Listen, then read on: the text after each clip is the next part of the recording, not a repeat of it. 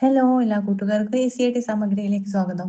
ഇന്നത്തെ ടോപ്പിക്ക് ചാന്ദ്രദിനവുമായി ബന്ധപ്പെട്ടിട്ടുള്ള പ്രധാനപ്പെട്ട ചോദ്യോത്തരങ്ങൾ നോക്കാം. ചന്ദ്രന്റെ എത്ര ശതമാനം ഭാഗമാണ് ഭൂമിയിൽ നിന്ന് നമുക്ക് കാണാൻ സാധിക്കുന്നത്? ചന്ദ്രന്റെ 59% ഭാഗമാണ്. ചന്ദ്രന്റെ എത്ര ശതമാനം ഭാഗമാണ് ഭൂമിയിൽ നിന്ന് കാണാൻ സാധിക്കുന്നത്? അത് 59% ഭാഗമാണ്. ഇനി ചന്ദ്രനെ കുറിച്ചുള്ള പഠനത്തിന്റെ പേരെന്താ? സെലനോളജി. ചന്ദ്രനെ കുറിച്ചുള്ള പഠനത്തിന്റെ പേരാണ് സെലനോളജി. ചന്ദ്രന്റെ ഉപരിതലത്തെ കുറിച്ച് പഠിക്കുന്ന പഠനശാഖയുടെ പേരെന്താ? ചന്ദ്രന്റെ ഉപരിതലത്തെ കുറിച്ച് പഠിക്കുന്ന പഠനശാഖയുടെ പേരാണ് സെലനോഗ്രാഫി. ചന്ദ്രന്റെ ഉപരിതലത്തെ കുറിച്ച് പഠിക്കുന്ന പഠനശാഖയുടെ പേരാണ് സെലനോഗ്രാഫി. ഇന്ത്യയുടെ ചാന്ദ്രദൗത്യത്തിന്റെ പേരെന്താണ്? ഇന്ത്യയുടെ ചാന്ദ്രദൗത്യത്തിന്റെ പേരാണ് ചാന്ദ്രയാന്. ഇന്ത്യയുടെ ചാന്ദ്രദൗത്യത്തിന്റെ പേരെന്താണ്? ചാന്ദ്രയാനാണ്. ചന്ദ്രനിൽ ഇറങ്ങിയ ആദ്യത്തെ ബഹിരാകാശ പേടകം ഏതാ? ചന്ദ്രനിൽ ഇറങ്ങിയ ആദ്യത്തെ ബഹിരാകാശ പേടകമാണ് ലൂണ 2. ചന്ദ്രനിൽ ഇറങ്ങിയ ആദ്യത്തെ ബഹിരാകാശ പേടകം ഏതാണ്? ലൂണ 2 ആണ്. ഓക്കെ, നെക്സ്റ്റ് ക്വസ്റ്റ്യൻ ആണ്. ചാന്ദ്രയാൻ 1 വിക്ഷേപിച്ചത് എവിടെ നിന്നാ? ചാന്ദ്രയാൻ 1 വിക്ഷേപിച്ചത് ശ്രീഹരിക്കോട്ടയിൽ നിന്നാണ്. ചന്ദ്രയാൻ 1 വിക്ഷേപിച്ചത് എവിടെ നിന്നാണ്? ശ്രീഹരിക്കോട്ടയിൽ നിന്നാണ്. അപ്പോൾ ഇന്ത്യയുടെ ചാന്ദ്രദൗത്യത്തിന്റെ പേരെന്തായിരുന്നു? ചാന്ദ്രയാൻ എന്നാണ്. എന്താണ് സെലനോഗ്രാഫി? ചന്ദ്രന്റെ ഉപരിതലത്തെ കുറിച്ച് പഠിക്കുന്ന പഠനശാഖയുടെ പേരാണ് സെലനോഗ്രാഫി. ഓക്കെ, ചന്ദ്രന്റെ ഉപരിതലത്തില് ജലസാന്നിധ്യം കണ്ടെത്തിയ ചാന്ദ്രദൗത്യം ഏതാ? അത് ചാന്ദ്രയാനാണ്. ചന്ദ്രന്റെ ഉപരിതലത്തില് ജലസാന്നിധ്യം കണ്ടെത്തിയ ചാന്ദ്രദൗത്യമാണ് ചാന്ദ്രയാൻ. ഈ ചാന്ദ്രയാൻ 2 വിക്ഷേപിച്ചത് എന്ന ഡേറ്റ് 2019 ജൂലൈ 22-നാണ് ചാന്ദ്രയാൻ 2 വിക്ഷേപിച്ചത്. 2019 ജൂലൈ 22-നാണ് ചാന്ദ്രയാൻ 2 വിക്ഷേപിച്ചത്. ചാന്ദ്രയാൻ 1-ന്റെ പ്രൊജക്ട് ഡയറക്ടർ ആരായിരുന്നു? ചാന്ദ്രയാൻ 1-ന്റെ പ്രൊജക്ട് ഡയറക്ടറാണ് ഡോക്ടർ എം അണ്ണാദുരൈയാണ്. ചാന്ദ്രയാൻ 1-ന്റെ പ്രൊജക്ട് ഡയറക്ടർ ഡോക്ടർ എം അണ്ണാദുരൈയാണ് ചാന്ദ്രയാൻ 1-ന്റെ പ്രൊജക്ട് ഡയറക്ടർ. ചന്ദ്രനിലെ പൊടിപടലങ്ങളെ കുറിച്ച് പഠിക്കാൻ നാസ 2013 വിക്ഷേപിച്ച ഒരു പേടകമുണ്ട്. അതിന്റെ പേരെന്താ?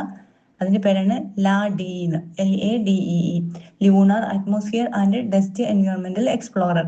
ലൂണാർ അറ്റ്മോസ്ഫിയർ ആൻഡ് ഡസ്റ്റ് എൻവയോൺമെന്റൽ എക്സ്പ്ലോറർ. ചന്ദ്രനിലെ പൊടിപടലങ്ങളെ കുറിച്ച് പഠിക്കാൻ നാസ 2013 വിക്ഷേപിച്ച പേടകമാണ് LADEE. ചാന്ദ്രയാൻ 3 വിക്ഷേപിച്ച ഡേറ്റ് എന്നാ? അത് 2023 ജൂലൈ 14-നാണ് ചാന്ദ്രയാൻ 3 വിക്ഷേപിച്ചത്. നേരത്തെ നമ്മൾ പഠിച്ചില്ലായിരുന്നോ? ചാന്ദ്രയാൻ 2 വിക്ഷേപിച്ചത് എന്നായിരുന്നു? ചാന്ദ്രയാൻ 2 വിക്ഷേപിച്ചത് 2019 ജൂലൈ 22-നാണ് ചാന്ദ്രയാൻ 2 വിക്ഷേപിച്ചത്. ചാന്ദ്രയാൻ 3 ആണെങ്കിൽ 2023 ജൂലൈ 14. 2023 ജൂലൈ 14-നാണ് ചാന്ദ്രയാൻ 3 വിക്ഷേപിച്ചത്. എന്നാൽ ഈ ചാന്ദ്രയാൻ 3 ചന്ദ്രനിൽ ഇറങ്ങിയ ഡേറ്റ് എന്നാ? അത് 2023 ഓഗസ്റ്റ് 23-നാണ് ചാന്ദ്രയാൻ 3 ചന്ദ്രനിൽ ഇറങ്ങിയത്. 2023 ഓഗസ്റ്റ് 23. 2023 ഓഗസ്റ്റ് 23-നാണ് ചാന്ദ്രയാൻ 3 ചന്ദ്രനിൽ ഇറങ്ങിയത്. ചാന്ദ്രയാൻ 3 സോഫ്റ്റ് ലാൻഡിംഗ് ചെയ്ത സ്ഥലത്തിന്റെ പേരെന്താ? അത് ശിവശക്തി പോയിന്റ് എന്നാണ്. ചാന്ദ്രയാൻ 3 സോഫ്റ്റ് ലാൻഡിംഗ് ചെയ്ത സ്ഥലത്തിന്റെ പേര് ശിവശക്തി പോയിന്റ് എന്നാണ്. മൂൺ മാൻ ഓഫ് ഇന്ത്യ എന്നറിയപ്പെടുന്നത് ആരാണ്? മൂൺ മാൻ ഓഫ് ഇന്ത്യ എന്നറിയപ്പെടുന്നത് എം അണ്ണാദുരൈയാണ്. മൂൺ മാൻ ഓഫ് ഇന്ത്യ എന്നറിയപ്പെടുന്നത് എം അണ്ണാദുരൈയാണ്. മൂൺ മാൻ ഓഫ് ഇന്ത്യ എന്നറിയപ്പെടുന്നത് എം അണ്ണാദുരൈയാണ്. ചന്ദ്രയാൻ 1-ന്റെ CEO ആരായിരുന്നു? അത് ഡോക്ടർ ജി മാധവൻ നായർ. മലയാളിയായിട്ടുള്ള ഡോക്ടർ ജി മാധവൻ നായർ ആയിരുന്നു ചന്ദ്രയാൻ 1-ന്റെ CEO. Doctor G Madhavan Nair. Chandrayaan 1-ന്റെ ഓർബിറ്റൽ ഇൻസെർഷൻ നടന്ന തീയതി എന്ന? അത് 2008 നവംബർ 8-നാണ് ഓർബിറ്റൽ ഇൻസെർഷൻ നടന്നത്. 2008 നവംബർ 8. LP കുട്ടികൾക്കൊന്നും അത്ര ഇമ്പോർട്ടൻ്റ് ആവില്ല, ഇൻസെർഷൻ ഒന്നും ചോദിക്കുന്നുണ്ടല്ല. ഇനി ചന്ദ്രയാത്ര എന്ന ആശയം ഇന്ത്യൻ ശാസ്ത്രജ്ഞർ മുന്നോട്ട് വെക്കുമ്പോൾ ആരായിരുന്നു ISROയുടെ ചെയർമാന്? ചന്ദ്രയാത്ര എന്ന ആശയം ഇന്ത്യൻ ശാസ്ത്രജ്ഞർ മുന്നോട്ട് വെക്കുമ്പോൾ ISROയുടെ ചെയർമാന് ഡോക്ടർ കസ്തൂരി രംഗനാണ്. ഡോക്ടർ കസ്തൂരി രംഗൻ. ചന്ദ്രയാൻ എന്ന പദത്തിന്റെ അർത്ഥം എന്താ? ചന്ദ്രവാഹനം എന്നാണ്. ചന്ദ്രയാൻ എന്ന പദത്തിന്റെ അർത്ഥം ചന്ദ്രവാഹനം എന്നാണ്. ചുവന്ന ഗ്രഹം എന്നറിയപ്പെടുന്ന ഗ്രഹമാണ് ചൊവ്വാഗ്രഹം അല്ലെങ്കിൽ മാഴ്സ് ആണ്. ചുവന്ന ഗ്രഹം എന്നറിയപ്പെടുന്നത് ചൊവ്വ അല്ലെങ്കിൽ മാഴ്സ് ആണ്. ഓക്കെ, നെക്സ്റ്റ് ക്വസ്റ്റ്യൻ ആണ്. ചന്ദ്രൻ ഒരു പ്രാവശ്യം ഭൂമിയെ വലം വെക്കാൻ എടുക്കുന്ന സമയം എത്രയാണ്? അത് 27 ദിവസം 7 മണിക്കൂർ 43 മിനിറ്റ്. ചന്ദ്രൻ ഒരു പ്രാവശ്യം ഭൂമിയെ വലം വെക്കാൻ എടുക്കുന്ന സമയം എത്രയാണ്? 27 ദിവസം 7 മണിക്കൂർ 43 മിനിറ്റ്. 27 ദിവസം 7 മണിക്കൂർ 43 മിനിറ്റ് ആണ് എടുക്കുന്നത്. ഓക്കെ, ISROയുടെ ആസ്ഥാനം എവിടെയാണ്? ISROയുടെ ആസ്ഥാനം ബാംഗ്ലൂരു ആണ്. ISROയുടെ ആസ്ഥാനം എവിടെയാണ്? ബാംഗ്ലൂരു ആണ്. ISRO സ്ഥാപിതമായത് ഏത് വർഷമാണ്? 1969 ഓഗസ്റ്റ് 15-നാണ് ISRO സ്ഥാപിതമായത്. 1969 ഓഗസ്റ്റ് 15-നാണ്. ഇന്ത്യൻ ബഹിരാകാശ പദ്ധതിയുടെ പിതാവ് എന്നറിയപ്പെടുന്ന ആരാ? ഡോക്ടർ വിക്രം സാരാഭായി ആണ് ഇന്ത്യൻ ബഹിരാകാശ പദ്ധതിയുടെ പിതാവ് എന്നറിയപ്പെടുന്നത്. ഡോക്ടർ വിക്രം സാരാഭായി ആണ് ഇന്ത്യൻ ബഹിരാകാശ പദ്ധതിയുടെ പിതാവ് എന്നറിയപ്പെടുന്നത്. Okay, next question. ടെലസ്കോപ്പ് കണ്ടുപിടിച്ചത് ആരാ? ടെലസ്കോപ്പ് കണ്ടുപിടിച്ചത് ഹാൻസ് ലിപ്പർഷെ. ഹാൻസ് ലിപ്പർഷെ ആണ് ടെലസ്കോപ്പ് കണ്ടുപിടിച്ചത്. സൗരയൂഥം ഉൾക്കൊള്ളുന്ന ഗാലക്സി ഏതാണ്? സൗരയൂഥം ഉൾക്കൊള്ളുന്ന ഗാലക്സി ഏതാണ്? ആകാശഗംഗ അല്ലെങ്കിൽ ക്ഷീരപഥമാണ് സൗരയൂഥം ഉൾക്കൊള്ളുന്ന ഗാലക്സി. നക്ഷത്രങ്ങൾ തമ്മിലുള്ള വലിയ ദൂരം അളക്കുവാൻ ഉപയോഗിക്കുന്ന യൂണിറ്റ് ഏതാണ്? നക്ഷത്രങ്ങൾ തമ്മിലുള്ള വലിയ ദൂരം അളക്കുവാൻ ഉപയോഗിക്കുന്ന യൂണിറ്റ് ആണ് പ്രകാശവർഷം. പ്രകാശവർഷം.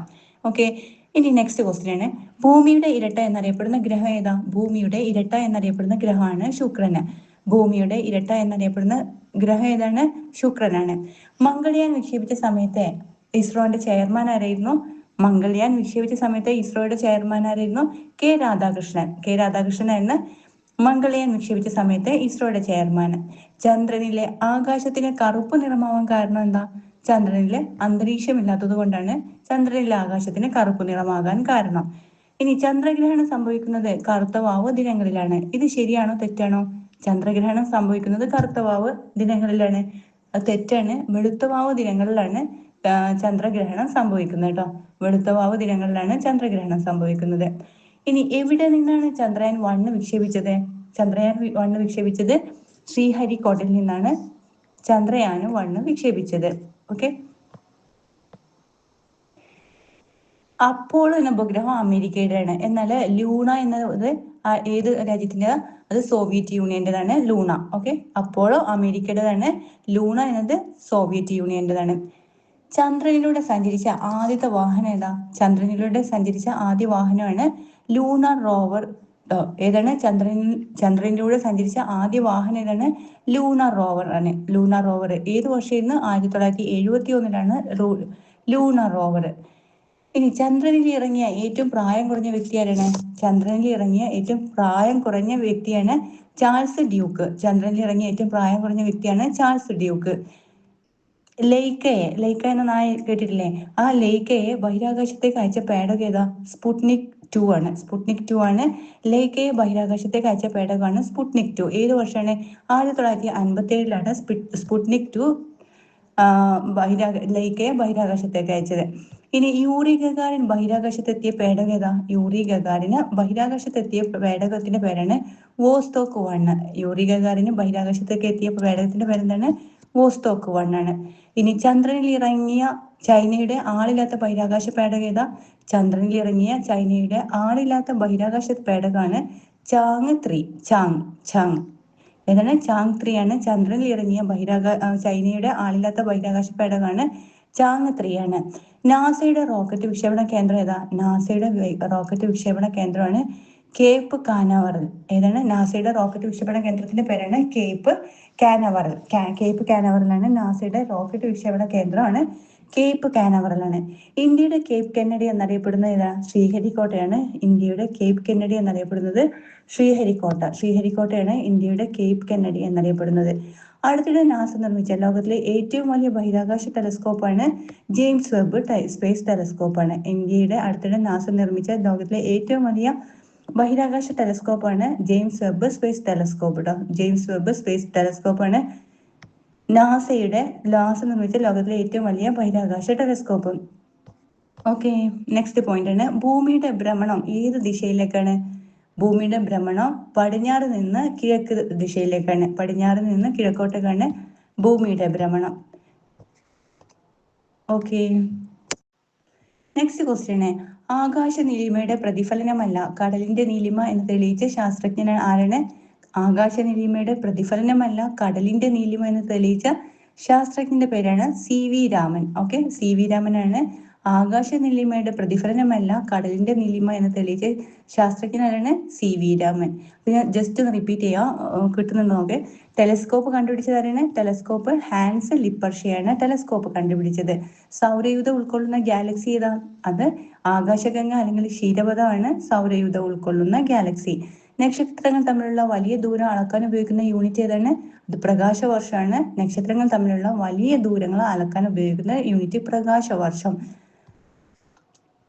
ഭൂമിയുടെ ഇരട്ട എന്നറിയപ്പെടുന്ന ഗ്രഹം ഏതാ? ഭൂമിയുടെ ഇരട്ട എന്നറിയപ്പെടുന്ന ഗ്രഹമാണ് ശുക്രനാണ്.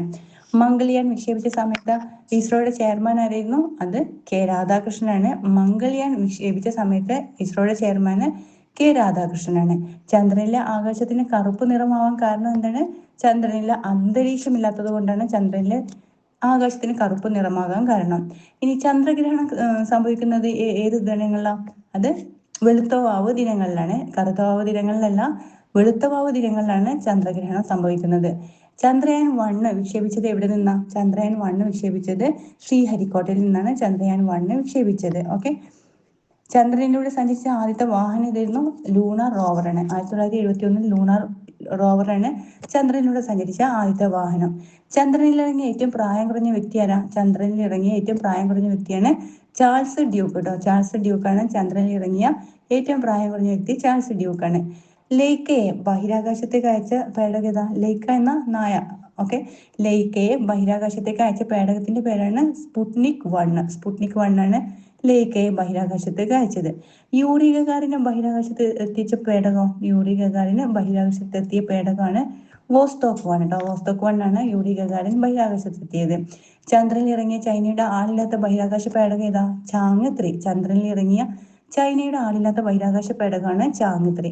നാസയുടെ റോക്കറ്റ് വിക്ഷേപണ കേന്ദ്രത്തിന്റെ പേരെന്താ? നാസയുടെ റോക്കറ്റ് വിക്ഷേപണ കേന്ദ്രമാണ് കേപ്പ് കാനവറൽ കേട്ടോ. കേപ്പ് കാനവറലാണ് നാസയുടെ റോക്കറ്റ് വിക്ഷേപണ കേന്ദ്രം. ഇന്ത്യയുടെ കേപ്പ് കെന്നഡി എന്നറിയപ്പെടുന്നത് ശ്രീഹരിക്കോട്ടയാണ്. ഇന്ത്യയുടെ കേപ്പ് കെന്നഡി എന്നറിയപ്പെടുന്നത് ശ്രീഹരിക്കോട്ടയാണ്. നാസ നിർമ്മിച്ച ലോകത്തിലെ ഏറ്റവും വലിയ സ്പേസ് ടെലസ്കോപ്പ് ഏതാ? ഏറ്റവും വലിയ ബഹിരാകാശ ടെലസ്കോപ്പിന്റെ പേരാണ് ജെയിംസ് വെബ് ടെലസ്കോപ്പ്. നാസ നിർമ്മിച്ച ലോകത്തിലെ ഏറ്റവും വലിയ ബഹിരാകാശ ടെലസ്കോപ്പിന്റെ പേരാണ് ജെയിംസ് വെബ് ടെലസ്കോപ്പാണ്. ഭൂമിയുടെ ഭ്രമണം ഏത് ദിശയിലേക്കാണ്? പടിഞ്ഞാറ് നിന്ന് കിഴക്ക് ദിശയിലേക്കാണ് ഭൂമിയുടെ ഭ്രമണം. Okay, thank you.